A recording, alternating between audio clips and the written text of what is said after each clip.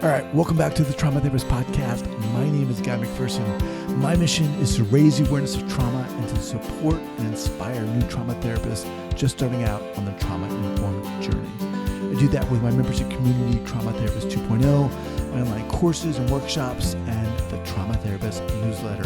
If you're a therapist of any kind and you work with individuals who've been impacted by trauma, I invite you to head on over to my website at thetraumatherapistproject.com. That's thetraumatherapistproject.com. All right, let's get started. So 5, 4, 3, 2, and 1. All right, folks, welcome back to the Trauma Therapist Podcast. I am very excited to have as my guest today, Krista St-Germain. Krista, welcome. Thanks so much for having me. You are welcome. So Krista is a master certified life coach, post-traumatic growth and grief expert, widow, mom, and host of the Widowed Mom podcast. When her husband was killed by a drunk driver in 2016, Krista's life was completely and unexpectedly flipped upside down. After therapy helped her uncurl from the fetal position, Krista discovered life coaching, post-traumatic growth, and learned the tools she needed to move forward and create a future she could get excited about. Now she coaches and teaches other widows so they can love life again too. Welcome to the podcast. Wow. All right. Before we get going here, share with the listeners where you're from originally and where you are currently. Same. I'm from Wichita, Kansas. I'm still here. I never left. Okay. Awesome. Yeah. So very intense. Yeah. Let's get to the story here. So what happened? Yeah. So I was 40. I was on my second marriage. It's kind of my redemption marriage, right? The first one went down in flames. Had 2 kids, and I was just at an all-time high in my life. I really believed firmly that my best days were in front of me. I was just extremely happy. And we had gone on a trip. It was a volunteer trip. We came back. We had driven separately, and I had a flat tire, pulled over to the shoulder of the highway. He pulled up behind me. We had AAA, but he was stubborn. He knew he could change the tire faster than AAA could probably get there. And so he said, just let me change it. I just want to get home. Let's just change it. So I'm standing on the side of the road, texting my then 12-year-old daughter to let her know that we would be late. And he's digging into my trunk in between his car and mine, trying to get access to the spare tire. And a driver who we later found out had both meth and alcohol in his system did not see us. It was broad daylight. We had our hazard lights on, but he didn't see us, didn't brake, and just crashed right into the back of Hugo's Durango and trapped him in between his car and mine. Yeah. And within a day, what felt like the best life ever just kind of felt like the worst life. Where were ever. you positioned? I was actually standing off on the shoulder, Okay. and I was looking down. So I was looking at my phone, texting my daughter, and I just heard the noise. So fortunately, I wasn't there. Fortunately, my children weren't there. Right. But, didn't save him. So how do things unfold? Yeah, I mean, initially, there was an intense day of chaos in the hospital where they were trying to save him. They tried really hard, ended up actually being a combination of things, an error that was made in the hospital, trying to perform a procedure that had some known risks. It didn't work to our advantage, and he coded, and, they tried CPR for about it was like an hour. They're trying to bring him back, and it just didn't work. So, yeah, he died, and that was just kind of it. So it just felt like the rug got pulled right out from under me. I had a brilliant therapist who had helped me through my divorce before. And so I almost immediately went back to her. Right. And that's what helped me get through those early acute days, was just talking about it, right? Being able to tell the story as many times as I needed to tell it without feeling like I was burdening other people around me. So yeah, it was really crazy there for a while. So you, okay. How long was it from the time you gotten divorced to this moment? Okay, so I got divorced in 2014. And yeah, this was 2016. So we had recently married. We had married in April. And it was August. So we were practically newlyweds. I mean, we had just kind of gone on our honeymoon, and we had been living together for a while, but we had just married. So yeah, it was like divorce is crazy. and traumatic. I'm going through divorce right now, Oh, actually. okay. Yeah, I'm So, with you. um, uh, and then to experience this,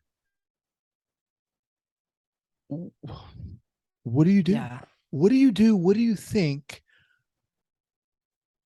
What was your process? You said you had a brilliant therapist. I did. A huge part of my process, and different things for different people, right? So Sure. when I say it, I don't intend for it to be like prescriptive or anything, but what helped me was a lot of journaling. I just wrote a lot, and I wrote a lot of letters to him. In fact, I just started a journal, and when I felt like it was, dear Hugo, and here's how my day went, and here's what happened, and I can't believe this happened, and I can't believe you're gone, and here are all the things I don't want to forget, and here are all my worries and fears, and I just kind of got it all out, and that was helpful for me. I spent a lot of time on my back porch, which for me was very therapeutic because there's nature back there. Uh, you know, I found a lot of peace and solitude. I had a very supportive family who gave me a break, right? Watched my kids when I needed to be alone. He and I actually worked together at the same company. So that was a gift because so many of my coworkers knew him. In fact, some of them Mm-hmm. knew him better than I did. They'd known him for 20 years. I'd only Wow. been there for 10 years. He'd been there for longer than I had. And so I had a really supportive community there. I have been a fan of tapping for, I don't know, a decade or more. And so fortunately I had that tool in my back pocket as well. So I did some tapping, and I just did a lot of talking to my therapist. I tried to read before this loss. I had always been the person who went to books and Mm-hmm. experts, but I did have quite a lot of widow fog, grief fog, and it was hard for Mm-hmm. me to read and retain. So Mm-hmm. I did try to read. It wasn't as productive as I had hoped it would be, but at least I got a little bit of an education about grief in the small amount of reading that I did. Because I came into it only knowing the 5 stages of grief and thinking that that's what it was supposed to be. Mm-hmm. And so at least I did a little bit of reading to realize, okay, that's not fully representative of what most people experience. And I don't need to be cramming myself into those little boxes. Um, yeah, just talking about it. It was crazy. I don't even remember a lot of it, to be Yeah. honest. Yeah. Um, what were some of the things that, you know, people reach out and they try to be supportive, and Yeah. sometimes what people say, excuse me, even though they're trying to be supportive, just it doesn't feel right for you. What were some of the Yeah. things that didn't feel right for you when at a particular time? Yeah. He's in a better place. Don't worry, you're young. You'll find someone else. At least he's no longer suffering, right? Um, things that I think people, again, they mean well, but they don't have the capacity to sit with us in our emotion. And so they say things to try to make us feel better. Mm-hmm. And, a lot of women that I work with now, because I work with widows, are very offended when people say things like that. I didn't receive it in that way. I could tell people were trying to help and they just didn't understand. And so I didn't really push back or try to correct them. I just said thank you. Did you what sense did you make of this? Did you feel it was necessary to, okay, maybe it means this or it means that? Did you think in those way terms at all? Not really. I really more thought about, okay, this is the part where I'm going to have to separate what I can control from what I can't. And originally, I did quite a lot of woulda, shoulda, coulda kinds of thinking. If I just had had that tire checked, if I had just pulled up further on the shoulder of the road because where it Right. happened was kind of a narrow spot, if I had just insisted we call AAA, I could have prevented this. And I did a lot of that thinking. And then I just kind of realized at some point that that thinking wasn't going to take me anywhere productive and that it really didn't matter what I would have, could have, should have done because I didn't. Right. And I did the best at the time with what I knew, and it happened. And that's it. Right. I don't have to rail against that it happened. I don't have to love that it happened, but I do have to acknowledge that it happened. And I found a lot of power in that I could just acknowledge that it happened and then decide, okay, now what? Mhm. right? Who do I want to be given that it happened? Right. Did Yeah. you feel it was necessary to ascribe a certain meaning to it? Because I mean, No. obviously there are a lot of Mm-mm. religions out there that have certain ways of looking at things like this. And Mm-mm. No, in fact, it was interesting. The trip we were coming back from is a camp program for children who are blind or visually impaired. It's called Heather's Camp. And it's a camp that I created. It was like, I oh created wow, it. Yeah, I know. Right. In 2000 with some friends of mine, one of our friends was murdered and we created that camp in her memory. oh my And gosh. so, yeah, I know it was a really pivotal experience in my early 20s. And so I remember thinking about it like that, thinking that made no sense to me how something that awful could happen to someone that wonderful. Like it made no sense, right? 4 people were killed in that um event, we'll say, in my community, and they were all young and amazing and they did nothing wrong, and it just didn't make any sense. And I never really needed it to make sense as much as I needed to decide who I wanted to be in it, Mm-hmm. right? And do something that for me added value to the world, right? Mm-hmm. And took something and tried to bring some good into the world because of it. And so I knew that that could be done because we had done it for Mm-hmm. Heather. Mm-hmm. And so I could imagine that that could be done in this situation, but there was never a moment where I really needed to know why or believe that it happened for the greater good or some higher purpose. Um, that didn't resonate with me. Right. Or whatever meaning. I mean, people can ascribe, this me, okay, this I'm ascribing a certain meaning to it. And therefore that's how I'm going to get through this. But you didn't Yeah. need to do that. And Mm-mm. again, people work through these things in very different ways. But what I'm hearing you say is I acknowledge it happened. It did happen. And okay, Mm-hmm. what am I going to do? What Yeah. am I going to do moving forward? Now How am what? I going to take action? Mm-hmm. Um, so what did you do? uh, well, eventually I went back to work. That actually was helpful because again, so many people knew him and loved him. And I just tried to get back to functioning first. Um, and then, I spent a few months in what I would say is like a functioning, but very hollow and robotic place Mm-hmm. where, people are saying, oh, you're doing great and you're so strong. And you're like, is this what great feels like? Cause I don't think I feel great. And, yeah, I actually had decided, okay, I think I want a career change. My therapist was telling me to become a therapist. She was saying, like, this, you were meant to do this, come do this. You can work for me. She had it all planned out. Why? What I made will her help say you get that? in. Um, I think she recognized in me what many people did, and probably what, any therapist probably feels this way, that you're the kind of always that person that people come to, right? They always want your opinion. They always want your insight. You feel the need to help. You are compelled to help. And I think Mm-hmm. she saw that in me too. And, I had nothing to do with my career in terms of what I did technically, right?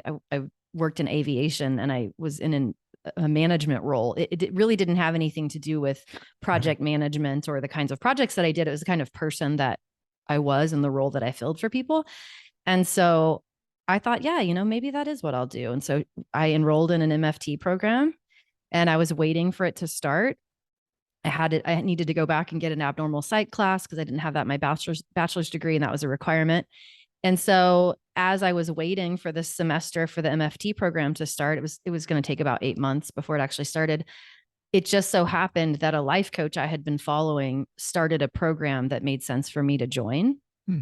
And so I joined it, and it was so powerful for me that then I went from, well, I'll go through MFT school, and on the side, I'll also go through life coach certification. So maybe that'll be kind of my side hustle because it's going to take a couple of years to, get through that program.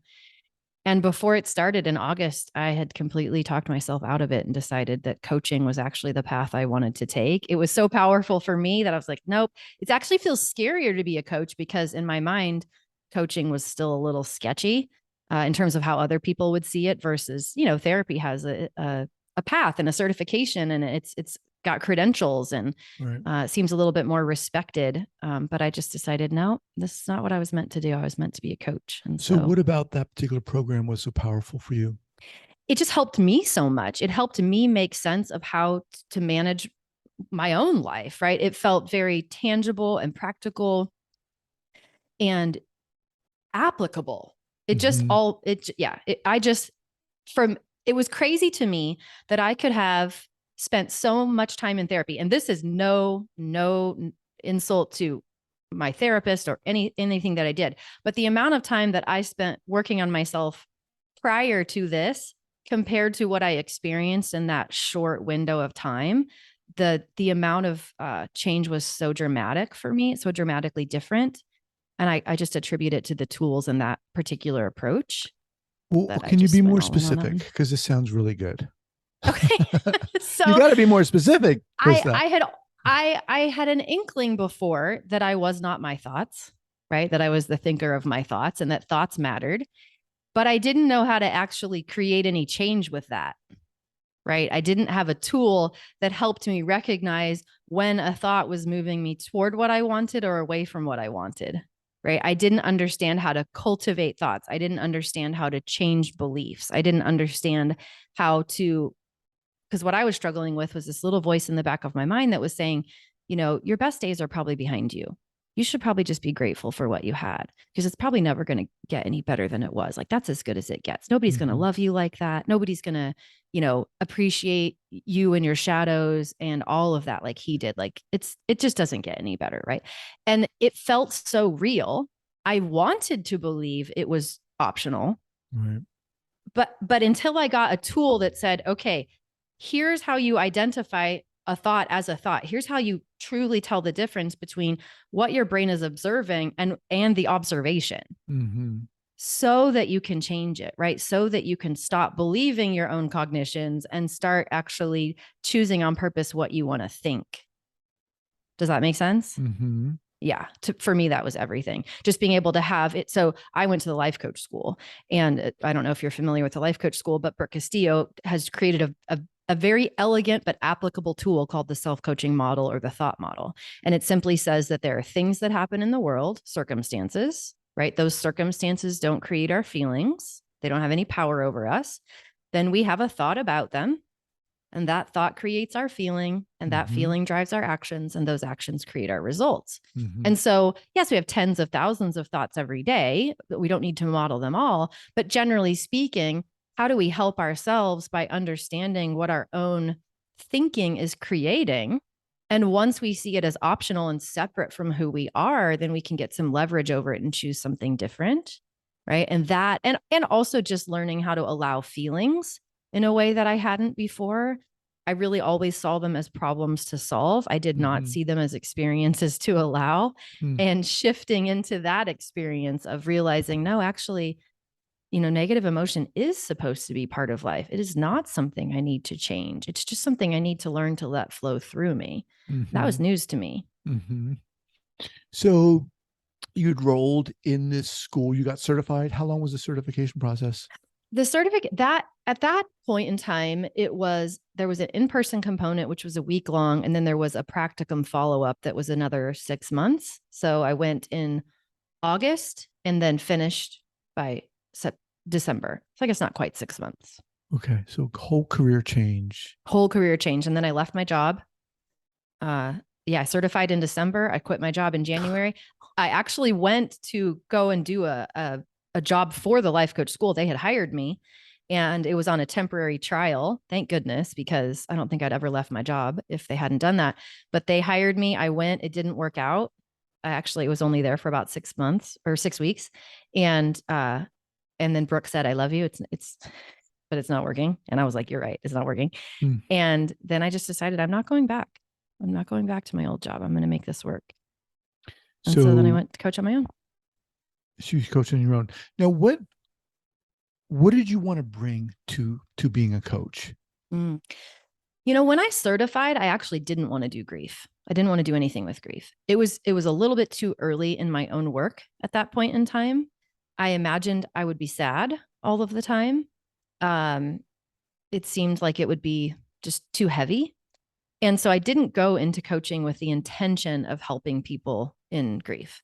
It wasn't until I actually certified and I was done with the certification and through the course of the certification had to do more of my own work, that it started becoming apparent to me that it didn't make sense for me to do anything else, right? Like that's what made sense to me, was to give people a better experience than what I had, or at least the tools so that if they wanted to have a better experience than I had, it would be more readily available to them.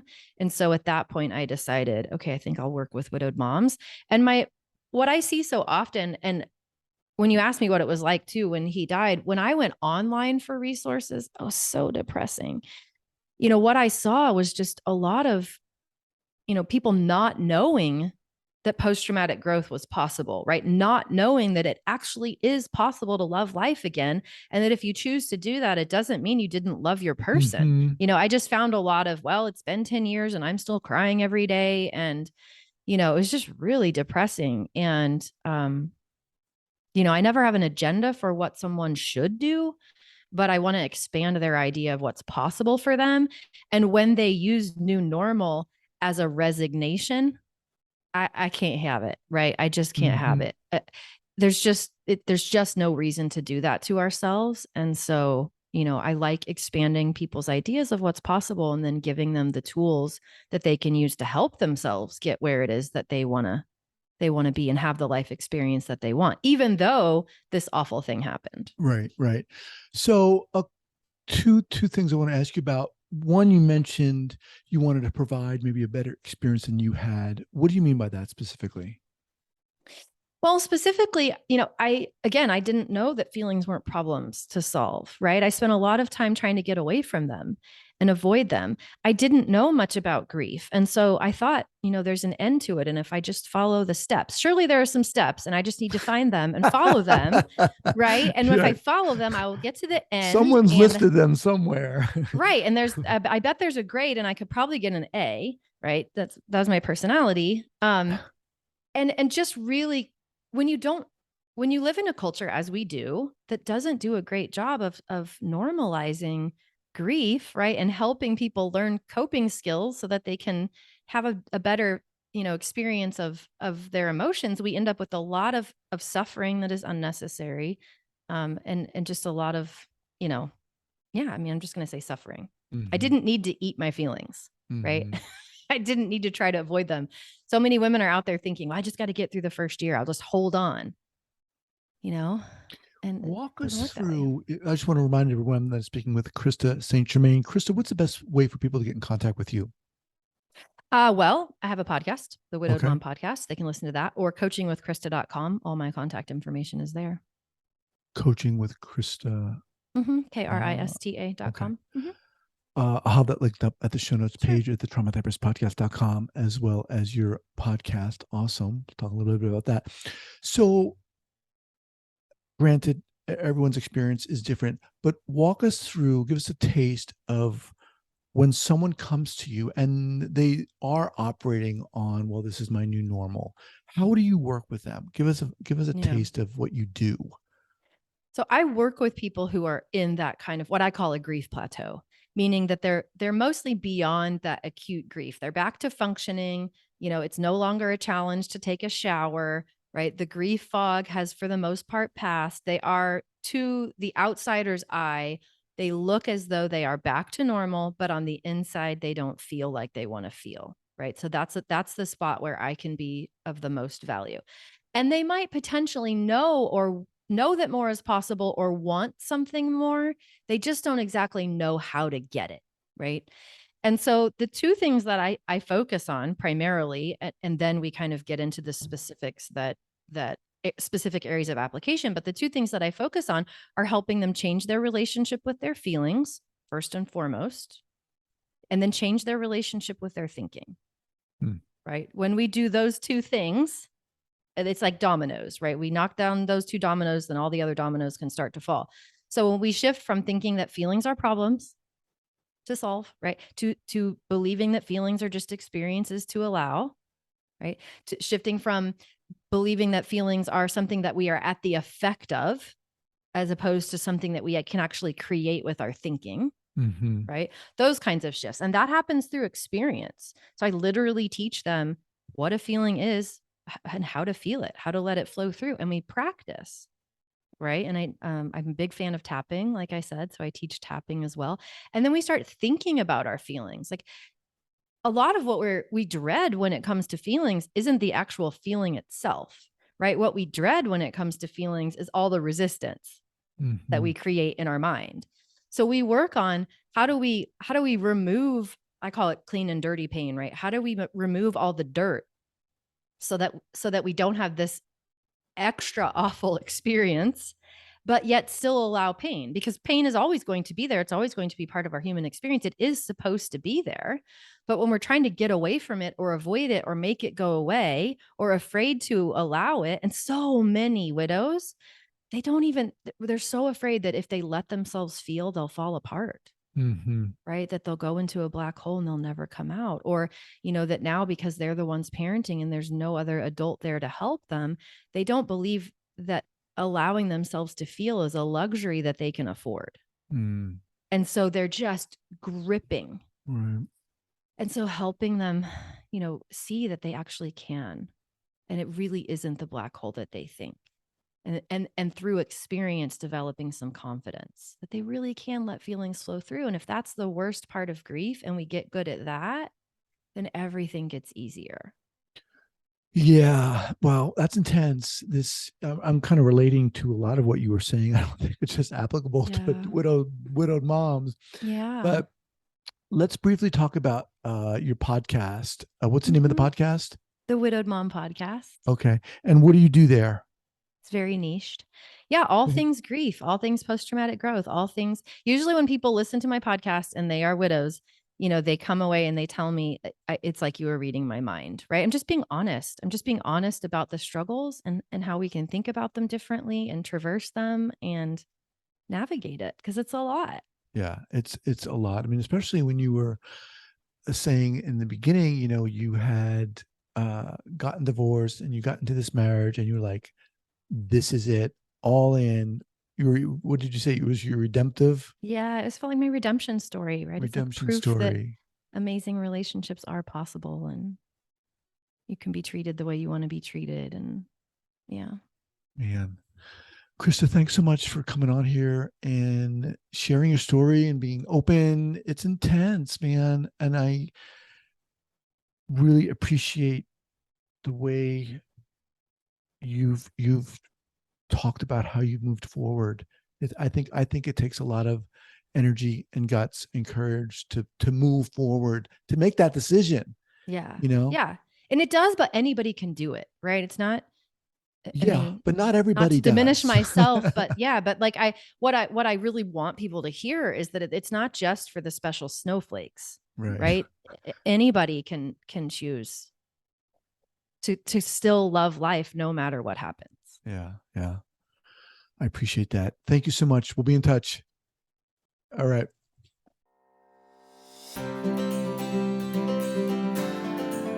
I want to thank you so much for listening to this podcast, and I want to let you know that I am very excited about my new podcast, The Right Now Project. The Right Now Project is about healing. It's about stepping into our own courage and authenticity and getting started or continuing along our healing process. We're all going through something, whatever it is, in this crazy life we're living. And the Right Now Project is about honoring that, celebrating that, and sharing our stories via the associated membership site. Check us out at therightnowproject.com, therightnowproject.com.